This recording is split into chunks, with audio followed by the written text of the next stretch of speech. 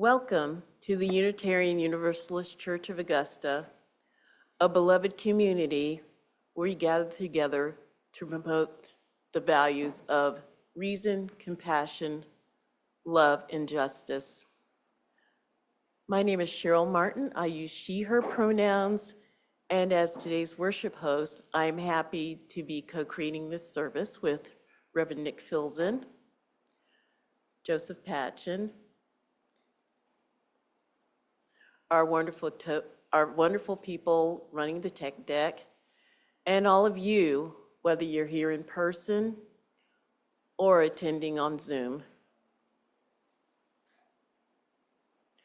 I'd like to extend a special welcome to newcomers and invite you after the service to speak with our membership coordinator, Fern Smith. She's just outside. And just have a moment to talk with her and see what your interests are. And also as well, you're all more than welcome to join us after the service for conversation and refreshments. And just a reminder for existing members, we'll know who you are by the red or the green name tags. If you're wearing a green name tag, it means it's okay, let's get to know each other right away, but the red one is more for people who are okay for saying hello, but just give me a little more time before I get to know you. Out of respect for others and in keeping with creating a more sacred space, please take a moment to silence any mobile devices.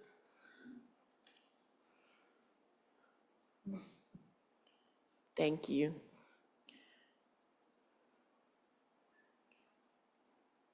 Whether you're here in person or attending on Zoom, I welcome you now into this time of service.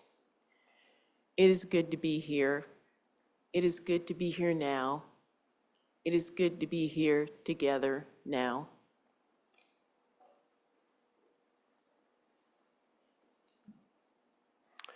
Welcome, I'm Reverend Nic Filzen. My pronouns are he, him. The words I'll be reading today as we light our chalice are entitled We Will Be Renewed by Reverend Pat Uribe Lichty. We come together with our tired minds and bodies, with our confusion and questions, our uncertainties and our fears. We come together with our hopes, with our pasts and our ideas, our passions and our faith. We come together bringing all of who we are, trusting that in gathering we will be renewed, and that together we can create the world we long for.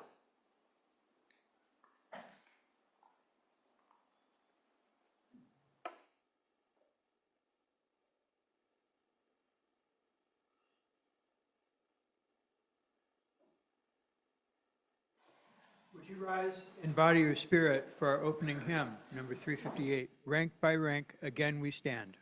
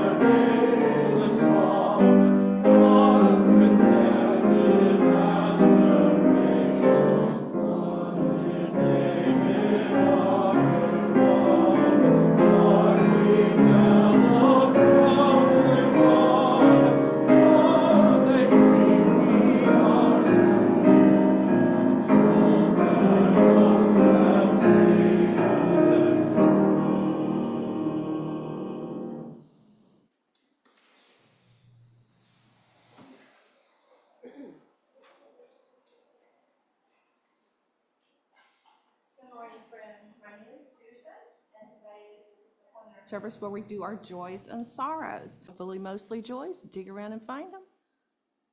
Thank you all. I really love hearing all the myriad experiences that we experience as individuals, but coming together into one. And it's from the youth, and I agree, the Avengers Doomsday cast is very exciting. But it's all part of who we are, and I'm glad that we get to share that with each other. We will sing our kids out to continue their faith formation in just one moment. And I just wanted to share that that's going to look a little bit different today. We're trying something new as we make sure that we are all aware of who has the kids when and keep them as safe as possible. So when the kids exit today, at least one of the parents of each kid, if you could go with them, just the initial that they have been passed off to the faith formation facilitators, I'd appreciate that. And while we do that, to kind of span that time until everyone is back in the fold, we're going to sing a second song after we sing our typical As You Go, May Joy Surround You. It'll be a round, it'll be I Know Our Hearts Were Open, sung to the tune of I Know This Rose Will Open, and we'll lead that as we get there. But in the meantime, let's go ahead and sing our kids out to continue their faith formation.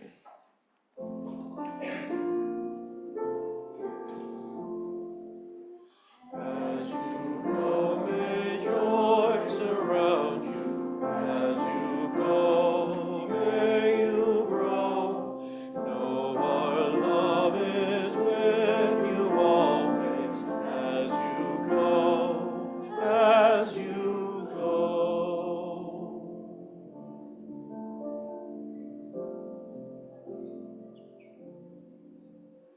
I know our hearts will open. I know our fears will burn away. The Spirit of love will make us whole. I know our hearts will open. I know our hearts. I know our hearts. I know our fears will burn away. I know our fears will burn away. The Spirit of love will make us whole. I know our hearts will open. I know our fears will burn away. The Spirit of love will make us whole. I know our hearts will open.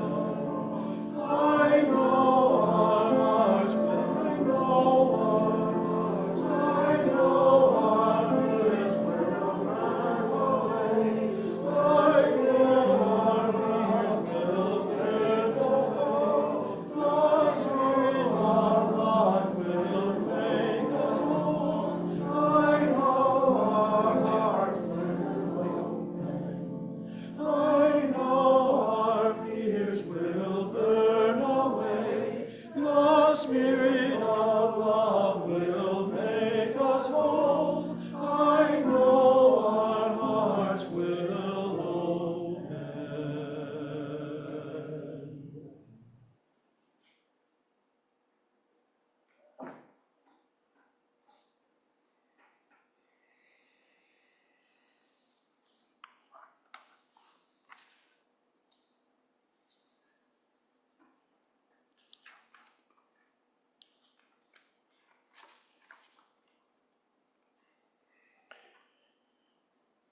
Now is the moment in our service where we are extra intentional about being present with ourselves, our bodies, our thoughts, our feels, being present with those around us, the space around us, the ground beneath us. To do so, I invite you to get as comfortable as you can, whatever works for you. Sometimes that means placing your feet squarely upon the ground. Sometimes that means clasping your hands, as I will do. whatever works for you to be present here in this space with each other. We'll start with a prayer by the Reverend Marta E. Valentine, followed by some silence.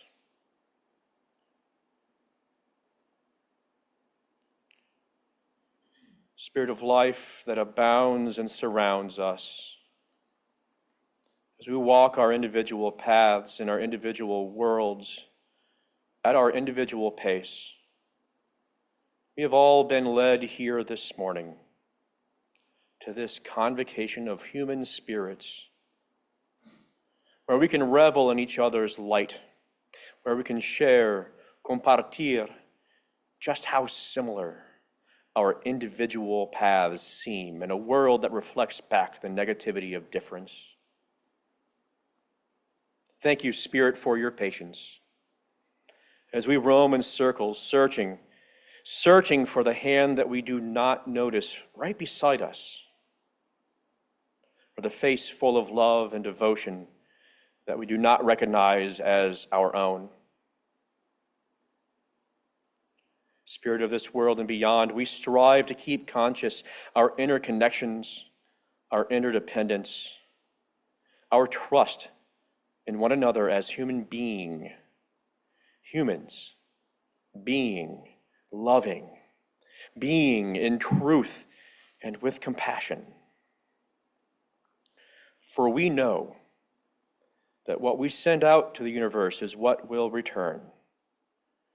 And we wish to send our love to restore this broken world.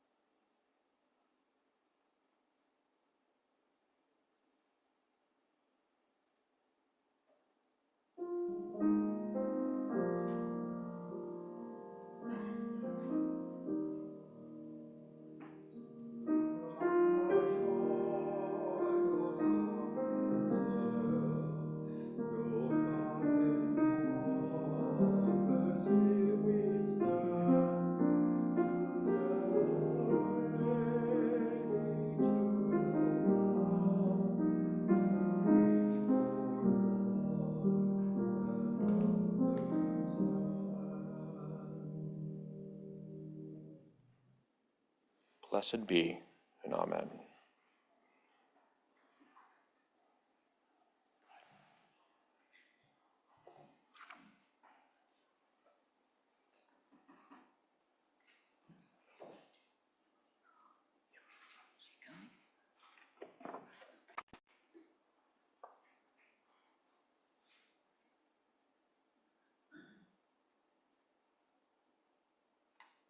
Good morning, everyone. My name is Dominique Grushinsky. I use she, her pronouns, and as a member of your stewardship committee, as well as a fairly new member of the church, we've been coming for a little over a year and a half now, which, let's be fair, still makes me a pretty new member on the grand scheme of things. I am here to talk to you a little bit about the final push of our pledge drive. Now I get it. You're probably tired of hearing about the pledge drive. But as someone who is experiencing their first year where they fully grasp what the pledge drive is and what it does, I encourage you to just give me a couple minutes. Hear me out. Last year when we pledged, I didn't really fully understand what it was all about. Sure, I got the paper with the pie chart that said, look, here's where all of the money goes, which, let's be fair, is pretty cool. That level of transparency is not something you see in the world these days.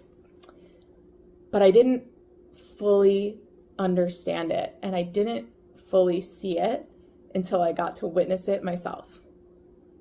After being at the church for another year, I see the pledge in action. It's all around us. Our pledges are what help to keep this building here and going. It's what helps to keep our community growing and thriving and reaching out and helping and building. You never don't see your pledge in action when you are a part of this church community. It's a beautiful thing. For those of you who were here last week, you might remember my dandelion spiel. Well, let's take a seed from that. This is no different. We are spreading our seeds of intention by giving pledges to help our church continue to grow and to help it continue in its efforts, in our efforts to help the community around us.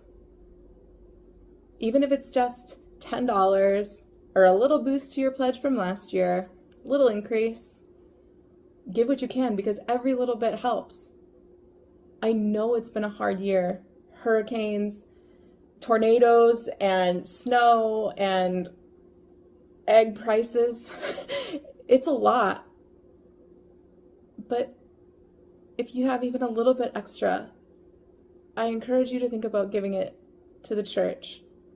And especially if you're new here, only been here a few times, or just a fairly new member, I promise you, if you give it time and you look around, you will see the seeds of your intention growing into fruition. Because that's what we do. We all take our little pieces of contribution and we come together to form something bigger, stronger, more resilient, and beautiful. So please, I encourage you to help us out. Because as you can see, hopefully at this point somebody will step towards the front of the room with the poster, like with the hand and the coins. Yeah, as you can see, we're a little short of our goal. Every little bit can help to grow our goal, can help us get closer.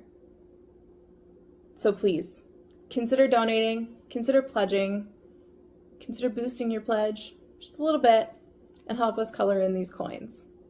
And as a final bonus for our last week of push, the church is going to match the first $2,500 in new pledges. So please, if you're new, if you haven't pledged yet, maybe consider it and help us color in these coins and keep building a better community and actually being the change we wish to see in the world. Thanks, guys.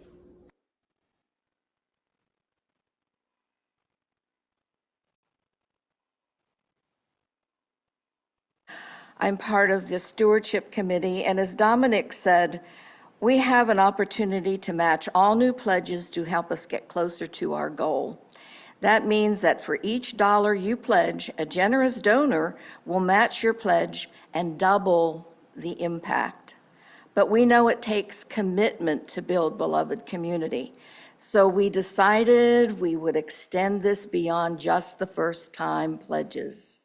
If this is your second time pledging, you will also be matched at 50%. We are so grateful for all the people who have sustained this community for decades, and we know the importance of welcoming new folks in as well. We hope this match will serve as a bridge between longtime giving and newer gifts and help our community to grow, to keep on growing as it is. If you need help setting up your first pledge, please come find me after the service or another member of the stewardship committee like Janaea, Abigail, Dominique, or Matt Maurer, and we can help you set it up. We also, if you go in to the directory, all of our contact information for the stewardship committee is there. Our phone numbers, our email addresses, and you can contact us either way you're most comfortable with. It's not just pledges that plant the seeds that allow our garden to grow. It's also offerings each Sunday. Oh well, cash and checks will be gratefully received, or you may use text to give using the information that's about to appear on the screen. And your change can help make change for us and continue to help us to grow and be a beloved community. Would the ushers please come forward?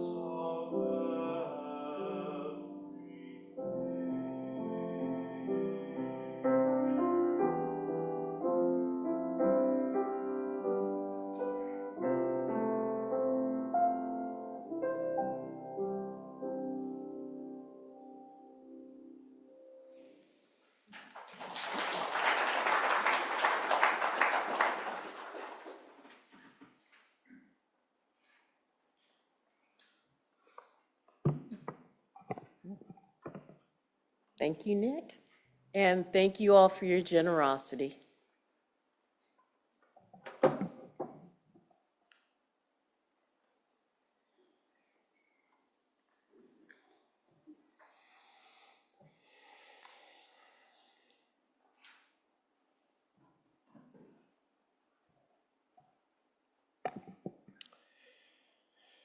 Several years back, I knew a guy named Jacob. Inherent worth and dignity notwithstanding, Jacob was not a good guy. Super jealous and manipulative sort, and honestly, a little racist. When I knew him, he was an ensign in the Navy, and he always hated the CO of his fleet, Admiral Orlando. Partly because Orlando was a black man with more power than him. But after Jacob was skipped over for a promotion, another young officer got one instead. His hatred and thirst for more power turned dangerous, vengeful, and ultimately tragic. He launched a plan all to destroy Orlando's life and make himself feel more powerful. It ended up destroying a whole community, including Jacob. As much as he was generally an untrustworthy piece of work, Jacob was clever, cunning even. We're talking masterful manipulation skills. Triangulation, his tool of choice. I don't know the other officer's real name who got the promotion instead of Jacob.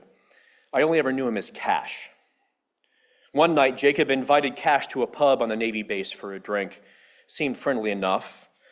It soon got out of control, well, for everyone except Jacob, who was pulling on all the strings. Throughout the evening, Jacob went back and forth between Cash and Roger, another man they both knew, whispering suggestive half-truths about each to the other, intentionally instigating with faux innocence. Jacob got what he wanted when Roger and Cash started fighting. All-out brawl. After the military police showed up and took Cash away, Admiral Orlando was forced to dishonorably discharge Cash. Looking like the good guy in an otherwise messy situation, Jacob had more access now to Orlando than ever. This was the perfect chance for Jacob to begin training his triangulation directly at the Admiral, using Cash's choreographed disgrace against everyone. Now, this is where things get real complicated and honestly melodramatic. I couldn't believe it myself when it happened. Jacob reminded Cash that Desi held a soft spot for everyone that served under her husband, Orlando. Jacob urged Cash to seek Desi's help, convincing Orlando to reinstate Cash as an officer. Cash followed the advice.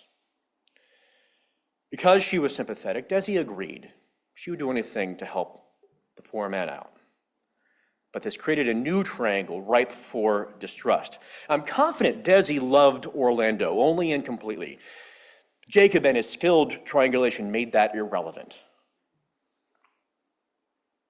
Jacob suggested to Orlando that Desi was pleading Cash's case because she had a thing for him. He used Emily, Jacob's own wife, and Desi's personal assistant to bring him Desi's embroidered scarf, which had been a gift from Orlando. Jacob then planted it at Cash's house. Now, I forget why Orlando ended up there too, but it doesn't matter because while there, he discovered this scarf, proving the affair that he had already kind of suspected.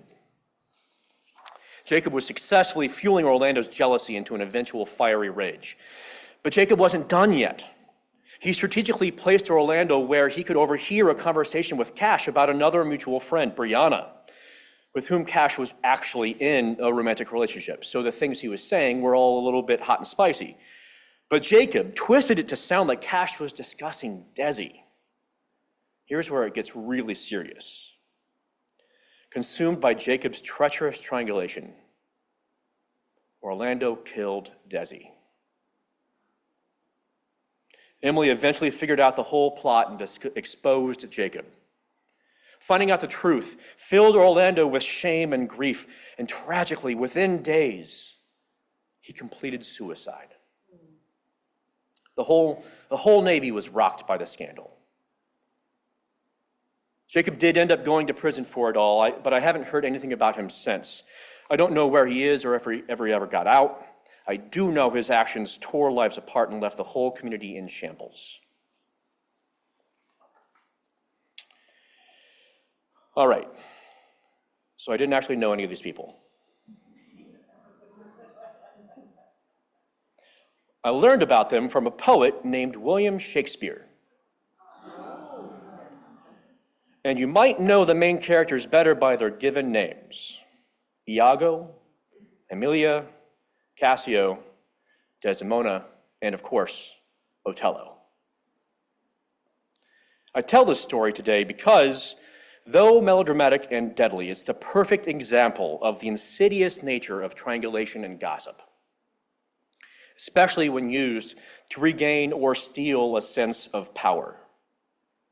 Othello is the perfect example of how triangulation can erode trust throughout a community, even if the results aren't nearly as Shakespearean. The consequences of triangulation are tragic nearly all the time.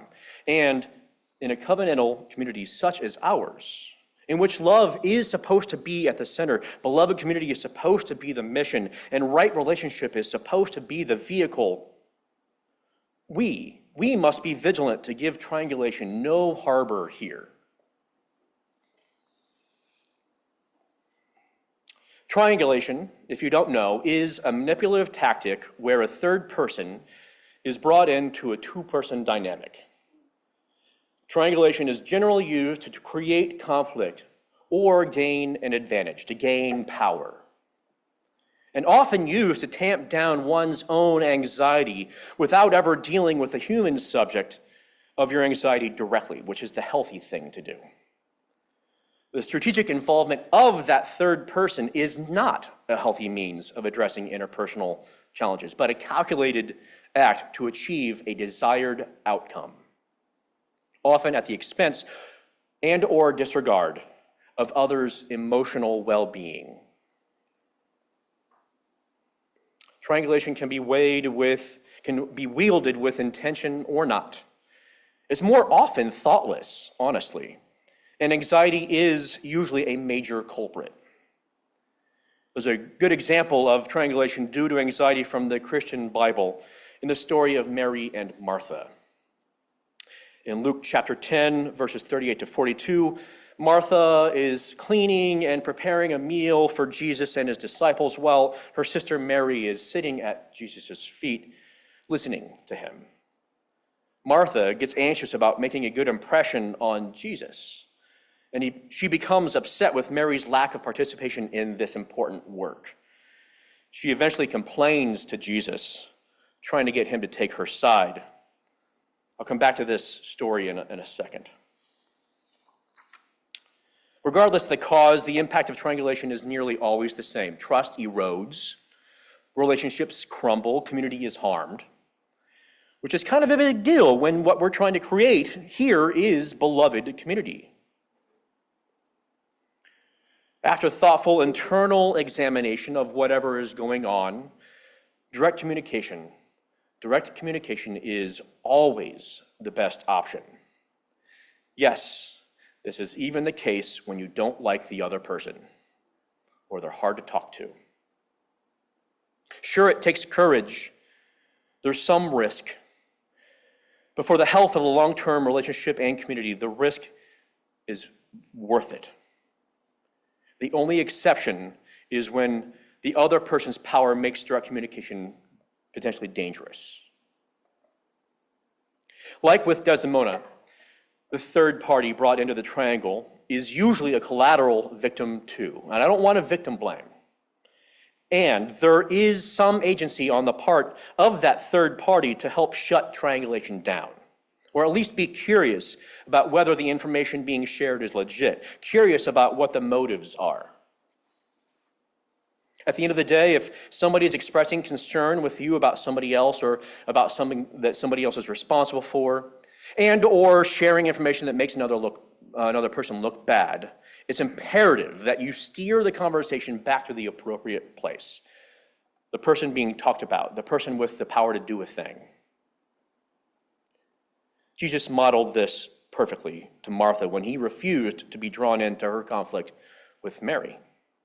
By not getting pulled in, he offered them both care and respect, and everyone was better off for it.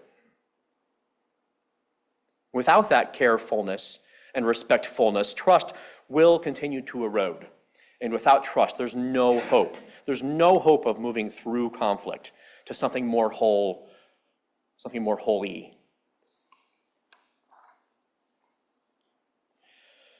For the last 3-ish years, our right relations policy here has been posted on the bulletin board near the common area couches. Contained within this policy on the 3rd page, I believe, is a very helpful rubric for how to deal with interpersonal conflict. Please take some time to review it before you're in a conflict, before anxiety gets the better of you or somebody else. Be prepared with a healthy toolbox. And if you find yourself in conflict and you are unprepared, I still encourage you to use it as a guide before bringing anybody else into the fray. Importantly, when we address each other directly about concerns, it doesn't need to be adversarial, it doesn't need to be confrontational. There's a style of communication called nonviolent communication. Anybody ever heard of nonviolent communication? I believe Chris has done some workshops on it here before. Sometimes called NVC, whole books and courses are taught on it. People get certified to teach it. At its most basic level, it's a rather simple formula, though it takes some work to figure it out. When we speak directly to somebody with whom we're in conflict, first, name the person's behavior or issue that is a concern. Don't demonize the person, name the behavior. Second, name how it made or is making you feel. How is it impacting you? Third, name how you expect and hope things to go in the future. Set boundaries. Boundaries are okay. The Committee on Shared Ministry is looking into offering NVC workshops here soon. But in the meantime, you can read about it yourself if you have the means and the time in the book Nonviolent Communication by Marshall Rosenberg. Please look it up. It's fantastic. Now, NVC, like I said, can be awkward to embody at first, especially that second part, naming your feelings. This is tough for everyone, especially men who are acculturated from an early age that feelings are bad. This is tough for everyone, especially folks who consider reason to be the only valid response to anything. Remarkably, wonderfully, magically even, the vulnerability of naming your feelings tends to remind everyone in a sticky situation they're all human, all worthy of dignity, compassion, of love, making it so much easier to move through that conflict and beyond.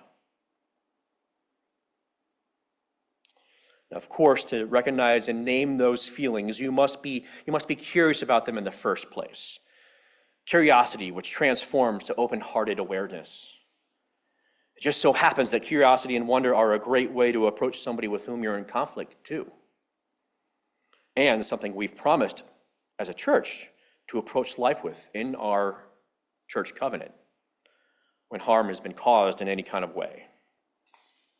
Our covenant states, embrace mutual accountability for our impact, making amends and returning to love.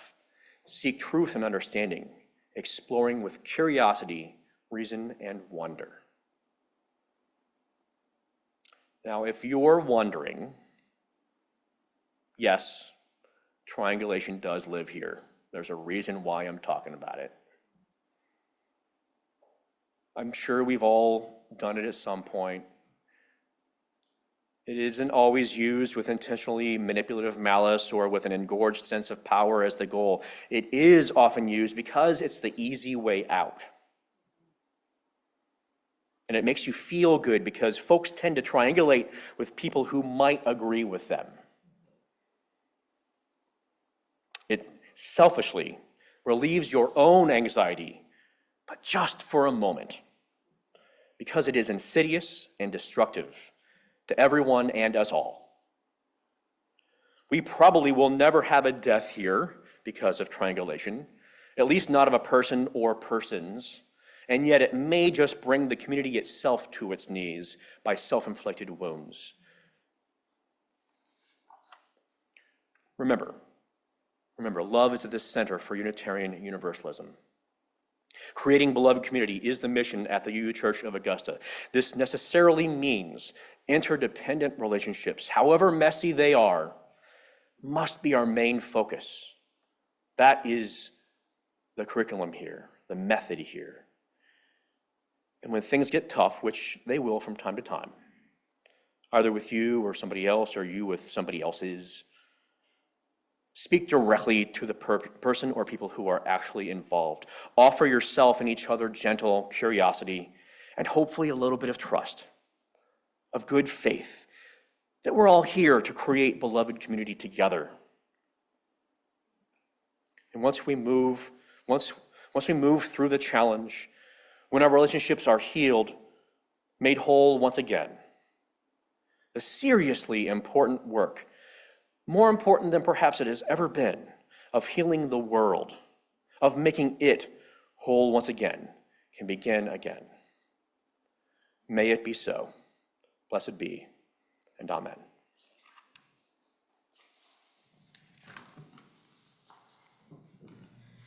Would you rise in body or spirit for our closing hymn, 1008, When Our Heart is in a Holy Place?